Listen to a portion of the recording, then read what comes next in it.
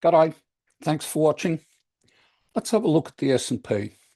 Well, we have a contender here on the 17th of February for the 20-day low. The downside is it's quite early and this market is rolling over.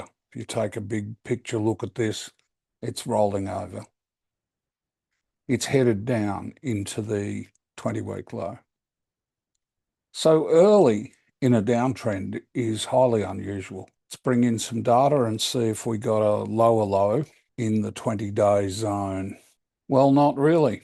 Well, that gives us two possibilities. There is another low, although it's not a lower low, on the 24th of February. Now, updating cycles is not going to help because Cycle Master won't make a decision until price gets past the right-hand side of the 20-day orb.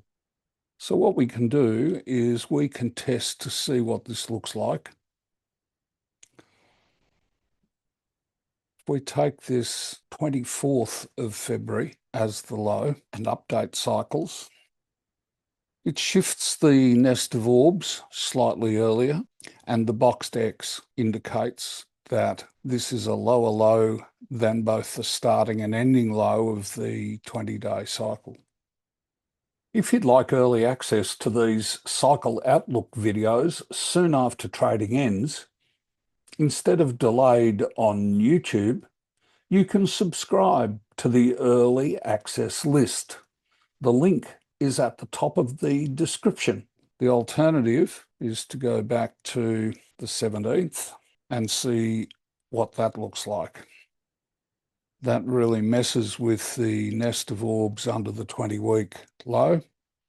And at this stage, I prefer the first alternative. We'll need much more data to be able to confirm whether that's right or not. So that shifts the nest of orbs. Okay, thanks for watching.